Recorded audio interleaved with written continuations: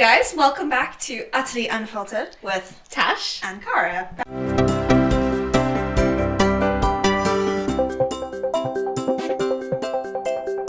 Thank you so much for joining us again this week. Thank you. Yeah. How you doing? Good. Yeah? Not bad. How's the week been? Week has been okay. I finally recovered from my jet lag from Australia.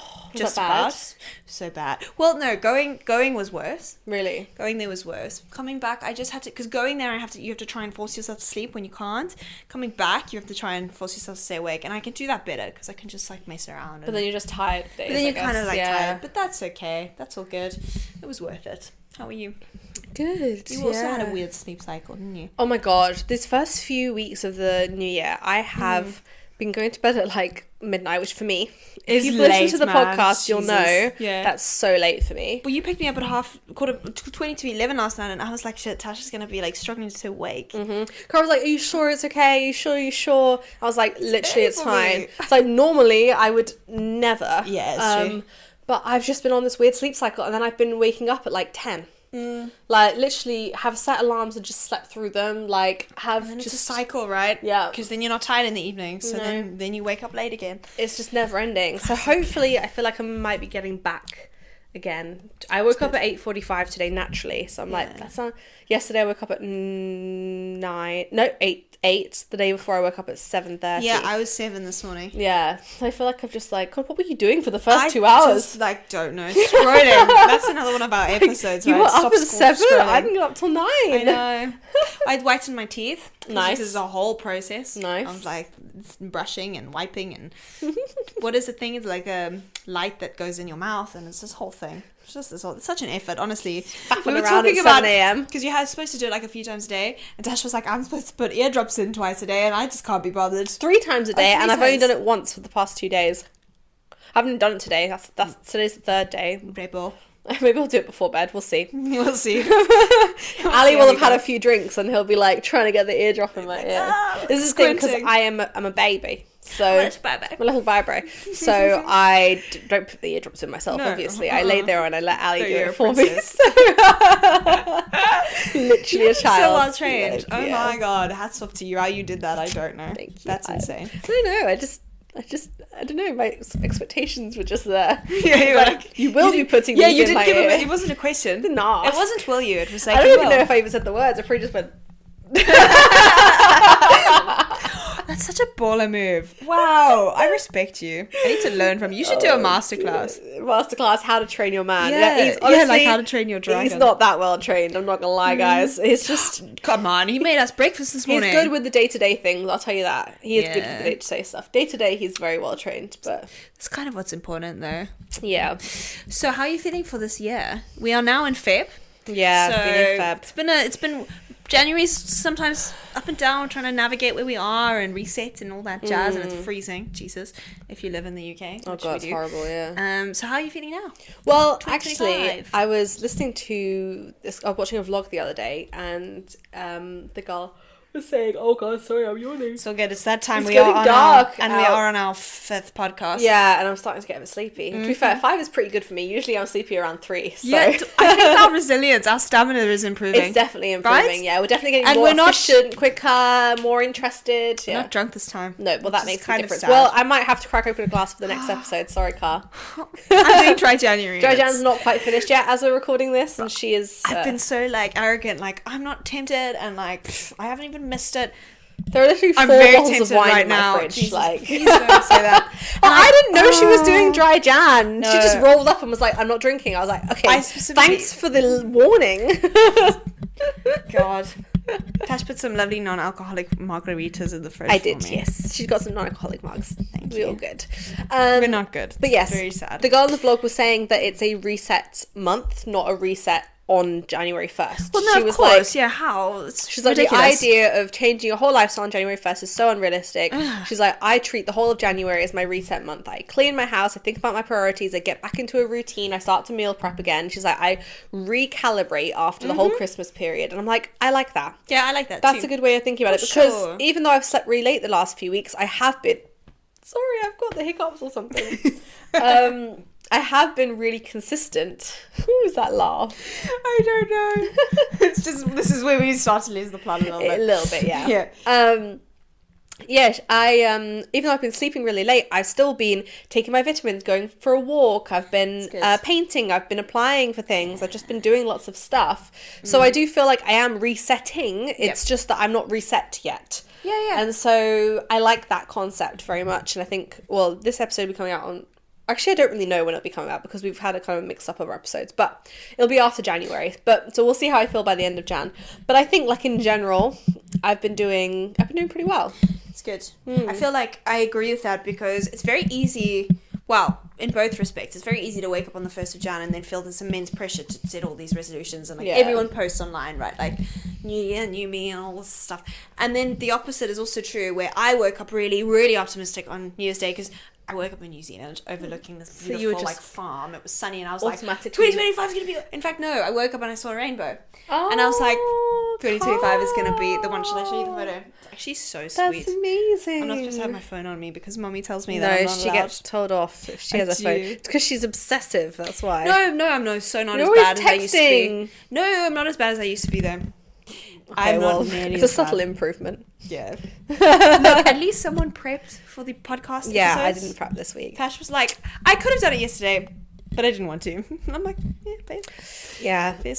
My stamina when it came to prep has definitely worn down. But, you know, we are getting better at just flying off the cuff now, so... Yeah, I appreciate that. I think so. Hold on, you wait for this little... We are waiting. So basically, like, while I do this, I will just give context that it was because I obviously woke up in this really pretty place and the sun was shining and I was like 2025 awesome. But it's not like it doesn't last. Then I came back and it was cold and I was like, oh, 2025.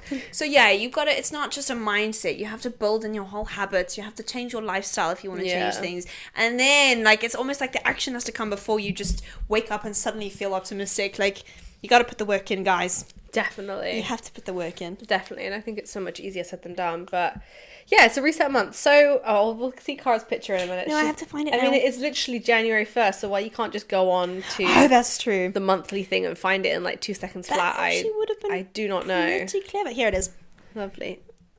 Oh, that is isn't so it? pretty. So pretty. It? Oh my goodness. It was worth allowing me to have my phone on me. It was worth allowing it. I don't know if the camera will the camera see the... I doubt it. You can try. There's a nice little rainbow in the background of a beautiful green field. There's your audio description. You should do you know how you do like mindfulness stories before bed? Yeah. Or put your best voice on, your bed voice, like if you were going to calm people. Say something poetic like... Hello and welcome to this evening's meditation. I'm your teacher, Natasha Laura Porter. Wait. Oh yeah. And today we're going to be talking about gratitude. You're going to bed, but whatevs. I was being the calm lady, you know, God, that calm. Yes, we could do like a knockoff version of podcast with like mindfulness. Tash will be like, take no shit. Yeah, from anyone. Make a list of things you like and hate. And I'll just be like, I am the queen of a pro-con list, I have to say. I like that. I appreciate that. Yeah. Anyways, back to it again, because Cara took us so off track with that photograph. Honestly, what was she on about? As if this isn't a freaking podcast. They can't even see it. Yeah, okay. It's audio. Sure. As if you never take us off track. No, that's fine. Just tell us about the England rugby team again. Yeah. That you stumbled upon in New Zealand. That's cool. No, it was really relevant to the podcast. So, I love you, but... As we were. How's your reset going? My reset has been... Yeah, it's up and down. I do feel positive. Overall, I feel optimistic. I think it's only because 2024 was such a shit show. In ways. I also loved it in other ways. But I like ended the year feeling like it was time for it to end. Like yes, I needed... even though it's not like... I know time is a construct and stuff. But still, it helps us to just give ourselves a little marker of when we're going to start inserting like healthier habits. Obviously, the dry Jan was a big one. Big habit that I started in Jan. That I'm stuck to. What are we? The 18th, 17th, 18th? That's phenomenal. Oh my God, Jesus. You've done a very good job. honestly, having known Shooketh. Cara for 15 years, I'm shocked Shooketh. that she's managed to go 18 days without a drink. And I started in New Zealand. Jesus. I was going to say, like, the last time was... I said this last night. The last time I hadn't drunk was, like, when I was a child. Yeah, So, literally. for 18 days, that's bad. So, that's actually been interesting to kind of get a sense of where my emotions actually are. I've definitely been more consistent. That's good. Which is good. Although there's been certain, like... It's that... I'm in that period of resistance, I think, where I know what I want to do. Like, I know that my goal for 2025 is to get clear again on, like, my music focus. Because, again, like, I think I mentioned before, I have drifted away a little bit from that. I've become distracted by other things. So I know that is my goal, is to kind of step back from work again a little bit. Find more of a balance like I had been, because I'm back full time now. But I was doing, like, 3 days a week and then the rest of the time music. And I want to get back to that point. Yeah. Just finding the timing of it. So I know what I want to do, but I'm resisting it in the sense of, like, it's like, I don't know. I know that I want to do it, but I'm not doing it yet, and that's causing me frustration. Yeah. So it's like I'm trying to get there, but I just need to just do it, you know? Yeah. I'm holding back for some reason. You can't pull the Band-Aid off. No, I know. Yeah. That's it. That's where I'm at. I'm like holding it, and I'm like trying to peel it slowly, and it's pulling all my skin out, but I just go... Yeah, definitely. That's where I'm at. I like that. Great analogy. Yeah. Well, I feel like this is a good... sorry, I'm just getting comfy. I feel like this is a good episode for that, because we're going to be talking about why your 20s matter. Okay. And I am 28. Cara is 27. Almost 28. Unfortunately for her. You're older than me. I don't know, even understand but you're that. catching up. Well, the difference is I care about it and you don't. Yeah. Because I obsess over everything and I shouldn't care about it. There you go. I was nervous to turn 28, but honestly, like, I don't feel any different. It's just life, isn't it? Like, doesn't change, does it? it doesn't really change anything. And also, I just feel like, as we talked about in a previous episode, like, every year I just seem to get a little bit more clear on, like, who I am, and a little bit less apologetic and a little bit less beating myself up for things. And so, as much as obviously getting older is scary in different ways, like, I feel much more freedom with every year I get older as well. That's the way it should be, though. Yeah. That is how it should be. It's like, I don't know, I think sometimes it's like you think you're going to feel trapped by age, but then, like, the second you get there, you're like, actually, I feel just better. It's like, just a mindset. I know this. Yeah. I know this. I just have to convince myself of it. And I think both of us, so we have kind of written down, like, you know, last year was rough. 2024 was rough. Like, there was some pros in the sense that we started the podcast, which is amazing, and I really loved that. But I'm trying to think if I wrote anything down that was positive except for starting the podcast. Oh, and I ran a half marathon. Your job? Yeah, that's not necessarily a positive thing. I But it literally was for you. so miserable I had to leave. Like, I But you ran a marathon. ran a half marathon. Yeah, but that is insane. Really good. They were probably Insane in a good way. my biggest pros of the year was running a half marathon and starting the podcast, which is crazy. But otherwise, if I had to describe 2024 in 3 words, I would say it was like a broken down roller coaster. I did write this down, by the way. It's kind of funny reading it back now because I wrote this like months ago and it still stands. It was like a broken down roller coaster stuck in purgatory. I saw that on the train. That made me laugh out loud, chuckle. Fantastic. I mean, that tells the roller you coaster everything. It's broken and then it's in purgatory. So it kind of did its whole run with you and then it just... And it just stuck stood there, dead. yeah, and I was like, am I going to hell or to heaven? I do not know. Like, you are just making me sit here and it's stressing me out. Did not pay for this. No, it was just a major flop. It was a major flop financially, obviously, because of quitting my job, career-wise, because I realised I was entirely on the wrong path. Yeah. Relationship, you know, we had ups and downs. Mental health had ups and downs. It was just one big, fat flop. And I was so ready for it to end, and I have never been happier, honestly, ever since the clock turned midnight on the 31st of December. Don't you think that's strange? Like, that it's not a thing, No. but it is in our mind, therefore it makes it a I thing. literally felt the biggest weight left off my Yeah, shoulders it's so interesting. at midnight. It was like I could just breathe. I Well, just you're had like- a line in the sand. I could just let it all go and put it all behind me. Were you hanging on for it then? Because you could have done that. You could have woken up any day and chosen to I do know, that. but I tried, but nothing, I'm not saying you. I'm nothing just was working. Yeah. I'm asking because that's what we all do. Yeah. We all wait until that, and we think it's a fresh start. We should just be able to fucking do that, but we can't. And I think actually the We're thing so is rigid. that it's also about letting yourself like process everything that's been gone on. on too. Yeah, and true. so it's like, well, technically speaking, I'd have been like, right, it's my 28th birthday, I'm gonna let everything go from my 27th because my 28th birthday was in October. So I was like, that could have been my new year, you know, Yeah.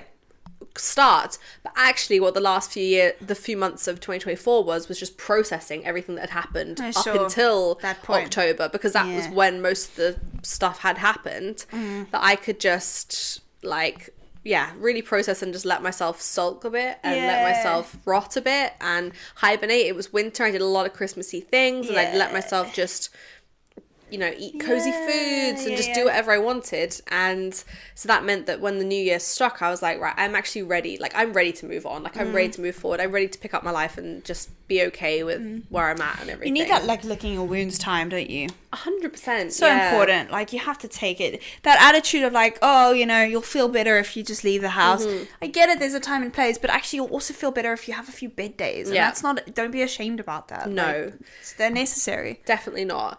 And I think basically, like, with this whole topic of why your 20s matter, I actually think it's kind of reflective of that, in the sense that, like, they matter because there's so much learning that happens within this time. And, like, I read this book called The Defining Decade, and it's about your 20s. I think it's a few years old. I think it might technically be a little bit out of date, in the sense of career-wise, like, everything is just very different in the world today than it was pre-COVID and everything. And I'm pretty sure this is a pre-COVID book. But it's just all about, she's a therapist and she mostly works with people who are in their 20s. It's all about the different issues people have in their 20s, whether that's careers, relationships, family dynamics, finding themselves, sexuality, like, so many different things that happen within your 20s, or that you work on within your 20s. And she basically she calls it the Defining Decade because it's your opportunity to define yourself and define who you want to be and understand more about who you are. Okay. And I think, like, I mean, I'm just jumping straight into it. I haven't really beat like around the bush here. I'm just going straight into it. But just dive in there. I think for me, like, I feel like I've lived 9 lives.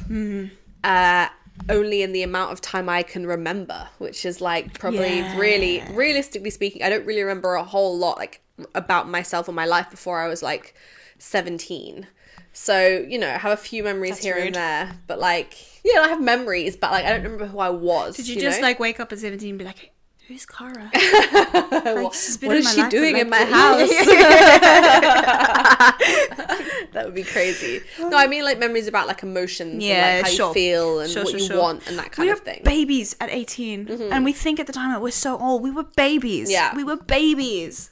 And I think in the last, like, 10 years, I feel like I've lived, like, 10 different lives, like, 1 a year. Like, honestly, it's just that is, I think, what happens, and that's the whole point. And anyway, the kind of essence of this is what I'm trying to say is that, like, that's the point. Like, this is the best time to learn about yourself before you have a family, before you have responsibilities that don't leave you as much time, because as much as you can say, oh, I'm still going to prioritize myself, it's one of those things where it's easier said than done. Like, you should still prioritize yourself, but you're never going to be able to learn as much about yourself when you are, like, settled down than you are when you are still free.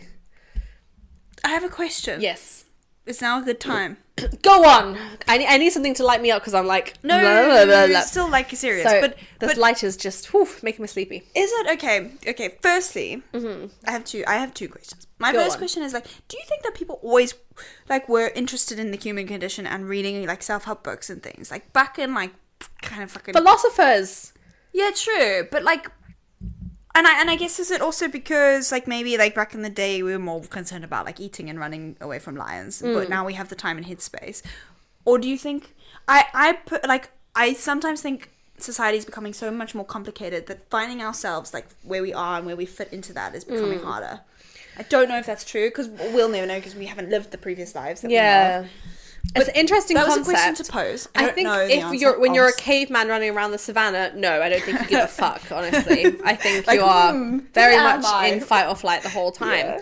But there are so many philosophers from so many years ago and translated texts from, you know, Latin and Greek and Egyptian and all sorts of things, that we know that people have thought about the human condition and psychology and the brain and how we make decisions and that kind of thing. There's always been an interest to learn about all of Definitely. that. Okay. Whether or not the general person, because I think the poverty gap, obviously, in very, very, very olden times is very different. So people were, I mean, that people still are. It hasn't gone away, but I think that it was more common to have to focus on survival because there was a lot more illness. There was a lot more, you know, monarchy and all the battles that come with that.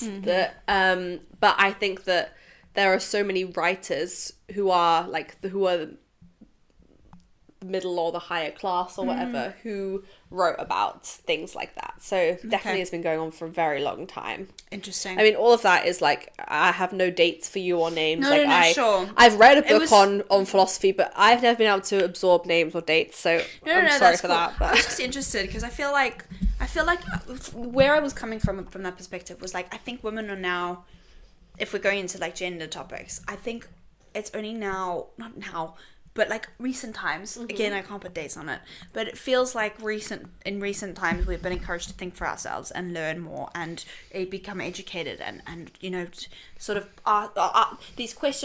we're asking these questions of ourselves because we're now able to decide if we want to be a housewife or a career driven. And like, that's where I'm coming from. It's like, I feel like, it's like there's almost more freedom and then therefore maybe expectation or self-expectation to now actually ask these questions to ourselves, whereas before maybe we would have just accepted, like, I'm sure you'd still wonder like what my values are, or did I want a job or whatever, but like I think now we do it more. 100%, because I think you're right about the female thing as well, because all those philosophers I'm thinking of are all male. I mean, they're sure they were for some female ones, but I can't think of a single one. No, so for there sure. Definitely is a gender difference there for sure. And then my other question, like you speak a lot about, and I debate this in my mind, learning who we are and like learning ourselves. And you were mentioning like you need to learn who you are in your 20s and stuff. Do you think we learn who we are or we create who we are and who we're happy with being? Because there's a difference, right? In just the language. The one is that assumes almost that we are a person and we need to uncover those layers that have been pushed upon us and figure out who we are at the core. The other is that actually we're not anyone, but we're forming ourselves and who we want to be. Yeah. So we're not learning because there's nothing there. We're creating it. Yeah. Interesting. Well, I'm going to answer that in two ways. First, I'm going to answer the first question, which was more about, you know, we have more opportunity now to make those decisions for ourselves and to work out what we want to be. The reason for that 100% is obviously we live a whole lot longer now than we used to, which means that we don't get married and have kids at 19 years old anymore, which means that the whole of the 20s we've like pushed the age up and up and up and up and up. I know there are still some religions in some countries where it is common to have children young, get married young, but that is like honestly not common nowadays, sure. Especially in the Western world. Other cultures might be very, very different. I only have my own experience to talk from. Sure. But we aren't expected as a society to get married and have kids before we're 30. So that whole decade is up to us whether or not we want to do that. If that's what you want to do, if your whole life mission is to have kids, then, which it is for some people, like that's their purpose in life, amazing, then you might start that younger or whatever, and that might be part of your learning curve, you know. But in general, we have a whole 10 years that we didn't used to have. That's true. Hundreds of years ago. Because we were dying at 50. So huge opportunities there, which is just one thing I wanted to just cover. And then the second question, which was around learning or creating. Great question, honestly. And I think a question that, I mean, most psychologists probably think about and don't really know the answer to, and people don't really know the answer to. I think that we are innately drawn towards certain things over others. Yep. And we are also physically drawn towards certain things over others. So, for example, I don't think I could turn around and decide to be an Olympic runner tomorrow, even though I've ran a half marathon. Okay. I don't think any training in the world would change my body type to be one in that can compete and win a gold medal. Sure. So when it comes to making those decisions on what we want to do with our lives, I think we do have to work with what we have To an extent, for to sure. some respect as well. Yeah. And that comes in many different ways. For example, like, I'm really sensitive. I'm not going to be writing murder mysteries, nor am I going to be a forensic psychologist. Like, so there's certain parts of my personality, and as much as I could say to myself, well, I get to create who I am, and tomorrow I can wake up and desensitize myself and make myself tougher and all that kind of thing, it won't change who I am. I'd be lying to myself, and I would find out very quickly, seeing a dead body in my career, that actually forensic science isn't for me. So there's definitely going to be something that is innate, and therefore it's where we look within. Sure. And think about, right, what are our skills? This is nature nurture, right? Interesting. Amazing. Classic psychologist. Classic. But we definitely are going to have an aspect of what are our skills, what do we like to do, what interests us, and then also on the other side of that, what bores us. Yeah. What do we That's never just as want telling, to right? do at all? Yeah. Just as telling. 100%. Like, what have we tried and really not enjoyed? What have we heard somebody say that they do and thought, that sounds really interesting? And what have we heard someone say they do and just think, God, I'm glad I don't have your career. Like, there's just so many different levels, and I think I think it is 50-50, honestly. I think or 60-40 or whatever, it's definitely a mishmash, and maybe different for different people. I think for me, it's the biggest things that I suppose again, it's both. It's like creating the life that I want, but it's learning to listen to, say, my gut reactions. That's a big one for me. I'm completely ignoring them half the time. I know that they're there, and I know that they're telling me that I'm doing something I don't want to or shouldn't be doing, but I'm fucking overriding that. Sometimes I'm listening, right? But then it's also like, for me, and we touched on this in an earlier podcast, it's not even learning or creating. It's like unlearning. It's almost like I feel like the truest me is my child, and it's getting back to it. Yeah. And it's like unlearning all of these unhealthy habits or expectations or pressures or points of shame or points of fear or whatever it is that's like driving some of the things that I'm engaging in. It's unlearning them. Yeah. Because I feel like my inner child, I was happy and I was like confident in myself. Yeah. And I knew what I wanted and I knew who I wanted to be. Yeah. I wasn't afraid of like failing or letting people down. I just didn't care. It wasn't even that I didn't care. I actually just thought I was the shit. Like, I thought I was like cool. I was not like, I was not cool, but I thought I was like, I backed myself. So it's for me, it's like trying to get back there. Yeah. Is where I'm trying to find out who I am in my 20s. And I think this is a perfect Bizarrely, example, right? But I think it's a perfect example because you said, is it innate or is it something we get to decide? And your experiences, well, I know that the person that I want to be and the person who is truest to me is somebody who I was, and I'm trying Feels to pretty innate. That person. It feels very innate to me. Whereas I would say that I don't connect necessarily to who I was when I was a kid. I think I was actually more insecure. I think I was more fake. I think I was more hidden. I don't think that was the freest and most happiest version of myself. I think I'm working towards that every day as I grow up. And I honestly, there's so many aspects of my past that I really don't recognize in myself at all.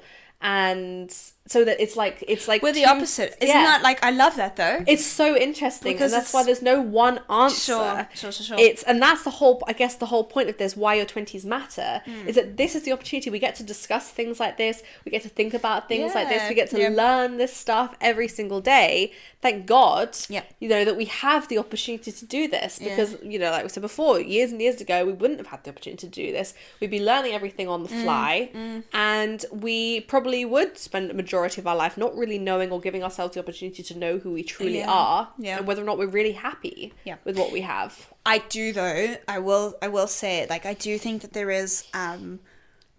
I think it's a good thing, obviously, and I'm a huge advocate for it. I love this. I love these kinds of conversations. And something that happened to me in New Zealand, not happened to me, but like I had this moment, right? I'm going for the glowworms, searching for the glowworms in their little caves. They're actually maggots. No, I said that before. But it was a really like very cool situation of being on this lake, only 4 other like kayaks, dead quiet, dead like pitch black, but you can see all the stars. And it was this epiphany of like, life is actually like, the world is beautiful and there's so many incredible things that happen.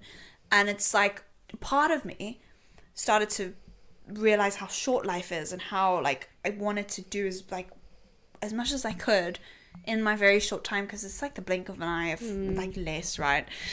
The other part of me was like, actually, it's the idea that there is no purpose is quite liberating, and that actually life is short, and all we're responsible for doing is having fun. And I kind of felt like a bit of pressure relief in that sense. And I think like the whole like questioning ourselves and questioning who we are and what do we want to be, and I love it, don't get me wrong, but I do think sometimes it confuses me more than anything. Like, I don't want to be back in the time where we just lived to have children and cooked, and I'm shit at housework jobs anyway.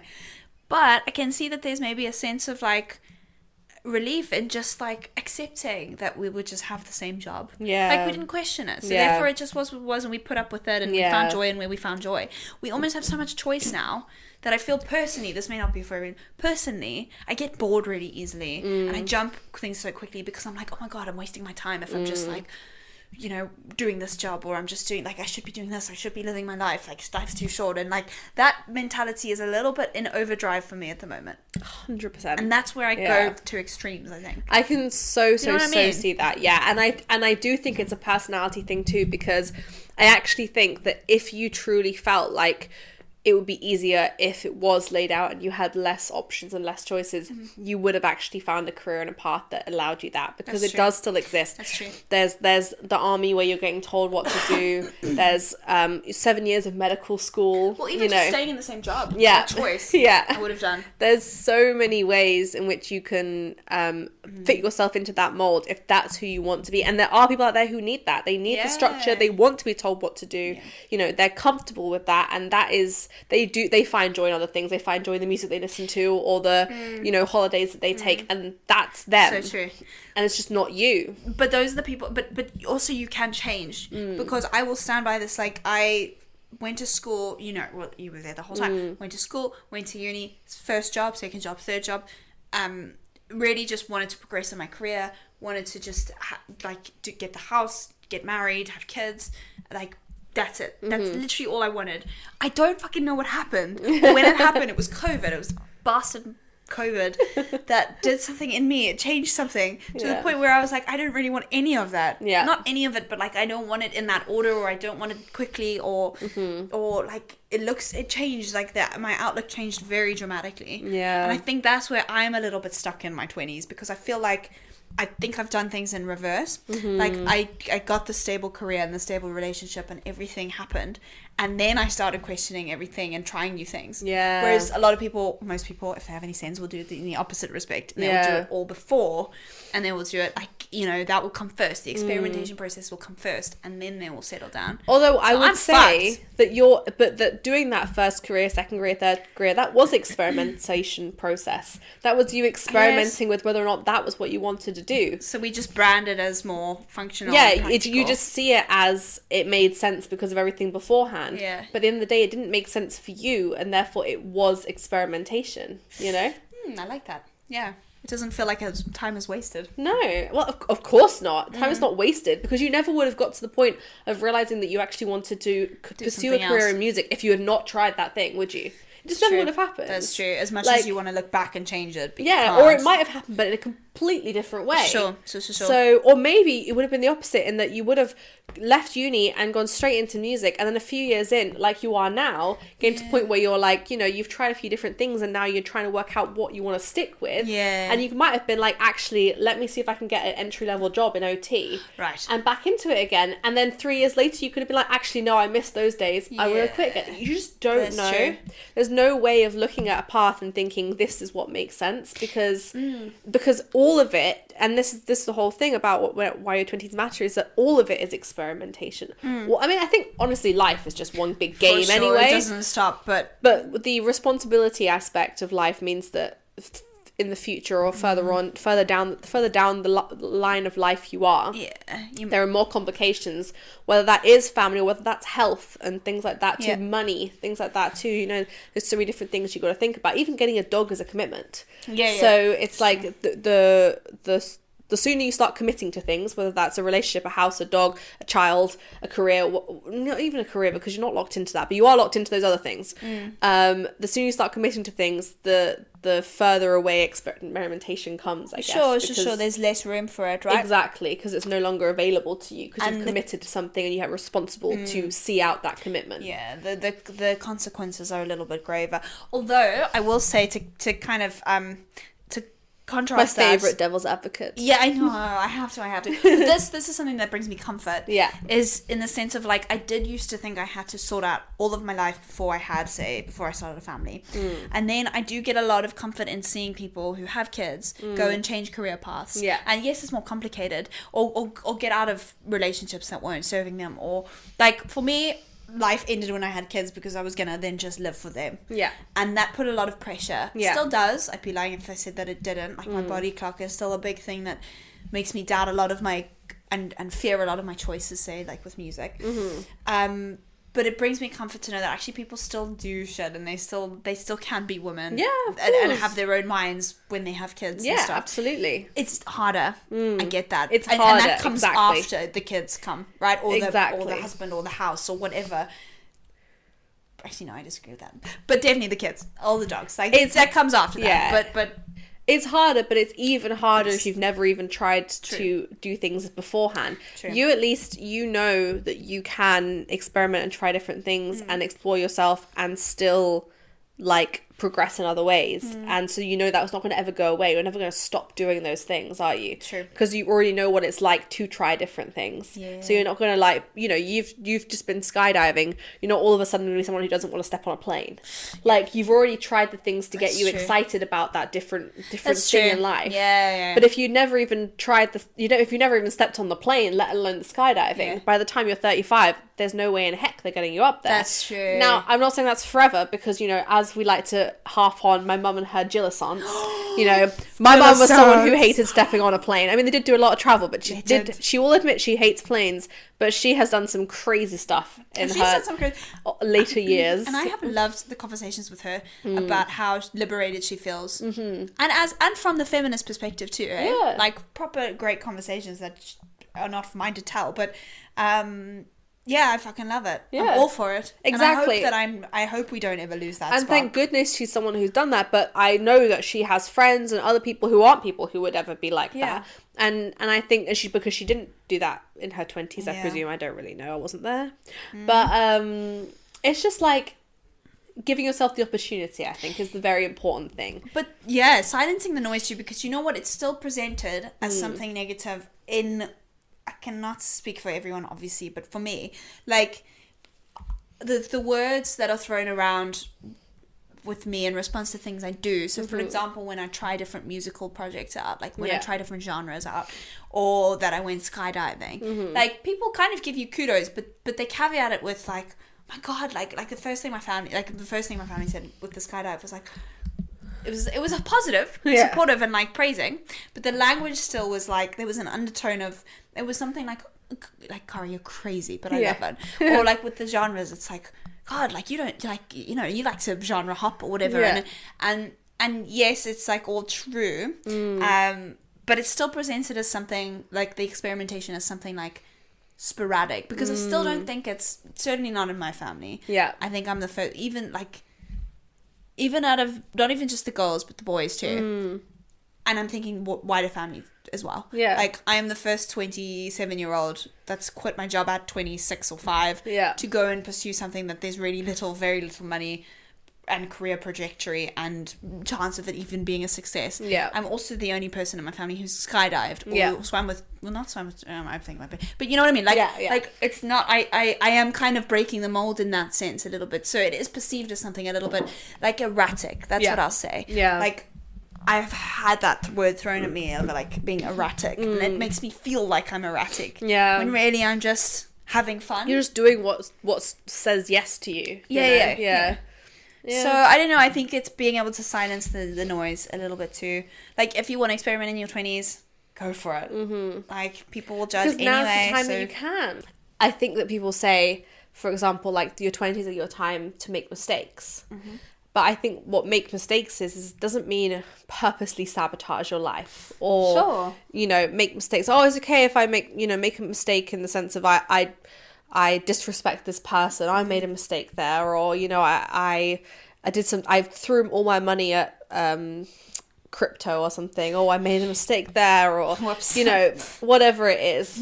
Like, that's not necessarily what I mean by make mistakes, or what they mean, they being the person who came up with this sentiment of, you know, your 20s are your time to make mistakes. It's more so in the sense of try new things and then let them go easily. So that erratic that you were just referring to, it's like, that is you trying new things and then letting them go easily. Because that is mistakes in the sense of like, it's not even, it's a mistake. I wonder what the definition of mistake is. That'd be so interesting to find out.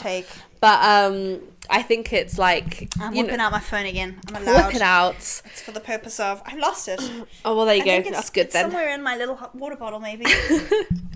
But yeah, I think it's just the idea that you can pick up whatever you want and you can drop it again without fear that it's going to cause any kind of negative snowball effect, because you don't have the responsibilities that come with it.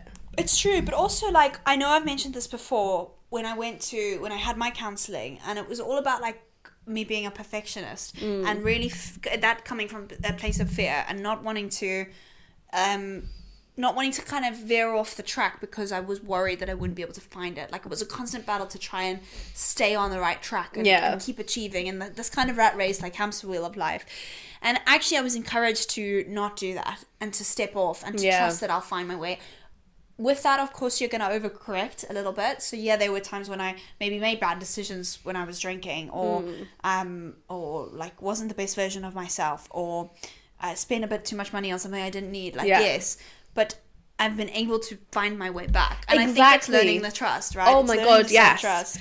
I totally agree with you, because I think that's such a good example of, like, it's so easy to have, I guess, regrets in terms of why did I treat myself that way, or why was I so obsessive about this thing, or whatever. It's like, there's actually no point, because you wouldn't be where you are now if you hadn't gone through that thing. And on that, it's like, it's easy to also think, if you're not particularly happy with where you are now, to blame yourself even further and be like, well, maybe I'd be somewhere better. But it's like, but that's not a reality that you live in, so therefore there's no point thinking about it that way. The only way to think about it is I learnt, and therefore I will do better. And that's it. Like, you're going to take all those lessons forward into the rest of your life, and you're going to continue to make mistakes, because that never ends, I don't think. Yeah. But you're going to be a little bit more informed and a little bit more responsible, and you're going to know yourself a little bit better each time and with each mistake you make, so that you're setting yourself up for a more exciting and safer and happier life. I'm just having read the definition of mistake. I actually don't think we use that word, we throw it around so casually, and it's like anything that doesn't have the result we'd want, we say it's a mistake. Yeah. But actually, I think that's telling us that we've done something wrong. Because, okay, so the definition is an act or judgment that is misguided or wrong. Yeah. I think a lot of what we would classify as a mistake is not a mistake, because it's not wrong in the sense that it's leading us in the right direction. It might not be what we expected it to be. Doesn't mean it was a mistake. Yeah. Like, you know, I'm trying to think of like an example of a recent mistake I've made. Maybe it's like something at work where I've, I don't know. Well, it's like, for example, was it a mistake for me to quit my first job for my second one? But then I realised actually I did not want to work for that company, and I quit, and then I was unemployed for 6 months. Like, you could think of that as a mistake, but you could also think of it as, well, at the end of the day, I didn't want to be a customer success manager. I didn't want to work for either of those companies, really. So I learned something about myself and my career path, and had I not left my previous company for that company, maybe I wouldn't still to this day be working at that company, still be feeling undervalued, still be being significantly underpaid, you know, still be feeling like, do they all think they're doing me a favor by me working here? I would still be in that negative space if I hadn't have done it. So at the end of the day, like, was it a mistake, or was it just a redirection? Like, no, exactly that. And is it a mistake if you learn something from it? Do you know what I mean? Yeah. There are mistakes where you're like, I shouldn't have done that. Like, it didn't serve anyone. It didn't serve me. It wasn't good for me or other people. Or did you learn from it? In which case, is it a mistake? Is it redirection? And I like that, because it's more lenient, and we're less self-deprecating when we don't call it a mistake, when we call it a lesson. because it is a lesson. Ultimately, everything is. I don't know what the fuck we're learning, because what's the point in learning anything? I don't know. Sometimes I'm very just because it makes life more exciting. And I think the biggest lesson, because we're going to wrap it up soon, but the biggest lesson I think from all this as well, something to not forget, because we are talking a lot up here about doing something that's a little bit crazy or erratic, making mistakes, trying different things, all that kind of stuff, is that all those things are really hard to do if you're constantly worried about everyone else's opinion of you. Yeah. And if you're constantly worried about the fact that it's not the status quo. But what you have to remember is that you do not hear 100% of everybody else's life. You only hear the highlights, or a few of the lowlights if you're close with somebody and they open up to you. But you do not know the things that they're battling with in their life. So if, like me, you're battling with your career and you think, God, this is embarrassing. All my friends have got, well-paying jobs and they're buying houses and they're on their career path. They've had their jobs for 5, 6, 7 years now. Oh my God, I'm so far behind.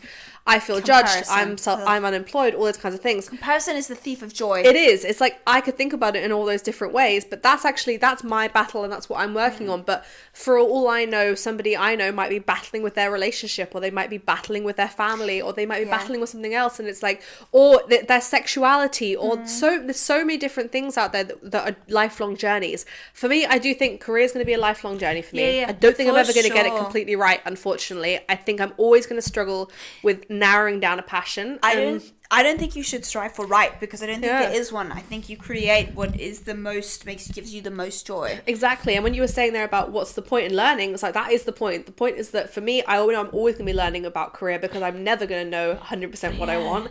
And so the point is that otherwise, what am I going to do? Live in a cardboard box? No, I just come at it from sometimes it's exhausting though, isn't it? Yeah, it is. To keep fucking it up, and then to keep making it okay, and then to keep fucking it up. It just feels relentless, but I know there's a high, you have to keep in mind that there's a point to it, there's a higher purpose to it. But I do sometimes ask the question when I'm in the lowest of exhaustion or unhappiness or whatever. I'm just what's the point? Jesus, we kind of we get knocked back so much and we come back, right? Yeah. It's the coming back. But you're right now condensing a whole 10 years, or we're 8 years into our 20s, a whole 8 years into 15 minutes of thinking about it, and therefore it feels overwhelming. But what you're forgetting right now is that maybe once every 90 days you really think about it and have a spiral or whatever. Yeah, it's but you still have 89 days of just getting on with it, having happiness in other ways. I don't think about every single year. Are you only what the one fuck in am I 90? Doing? Only 1 in 90 days? Well, you know what I mean. It's I'm example. at least once a day. I'm daily at this point, in this moment in time. But again, I stand by 2025. It's more I've always questioned it, I think, or for the last few years. But I think 2024 was a questioning and then a feeling down about it. Now I'm questioning, what can I do about it mindset. Love that. So that's let's do it, guys. Let's smash our 20s and 30s and 40s and 50s and just keep growing and keep getting better. Yeah. I think so too.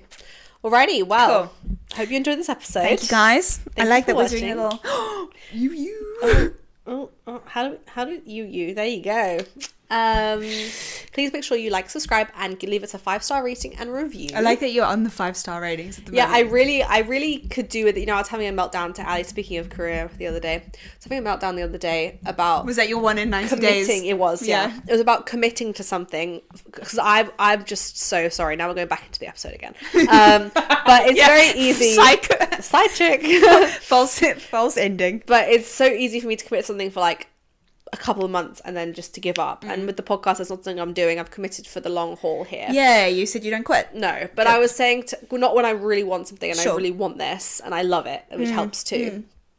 But I was saying to Ali, I was like, the thing is that unfortunately I'm getting to a point now, we've been doing this for 6 months, where I could just do with just one nice review, just one email saying someone's enjoying the podcast, drop us a nice comment on Instagram. I'm just at that point where if just one person could just validate me slightly. And one person who's not, because we love our family friends, please also do that as well. We also love the feedback from them. But one random unique that we're actually helping, or not even help, maybe entertaining. Exactly, entertaining is the someone that doesn't hate it. Just someone who is enjoying our chats, who is not obligated to us in a friendship or family-ish way. I would just love to hear from you because I'm just at that point 6 months in where I could just do with that little. It gives you a boost, doesn't it? Little boost of validation, just one. That's all I'm asking for. Yeah, just one. So anyways. Even if it's just a few stars with no comment, because that's like. The comment is extra effort. It is. We love the comment. No, we want the comment. I want the comment. No, we want the comment. But even if it's like, if we're really like, no, we have starting 3 at ratings, stars. and I don't know who gave us them. Probably friends. Ali's given us 1 review. Bless him. So probably friends. Ali tried to entice us in a TikTok war. I feel like it was tactful. You know how they say like negative attention is better than no attention, and I like how he like left a little mean comment. Yeah. And I was about to fucking go for it, and then I realized it was him, and I was like, oh, it's kind of sweet that he was our mean. biggest cheerleader and our biggest hater. Yeah. But for the purpose of cheerleading, which I respect. All right, we love you guys so much. Guys. Thanks for coming back every Appreciate single you. week. And for the future comments you may or may not leave us. Thank you so much. Goodbye. Bye.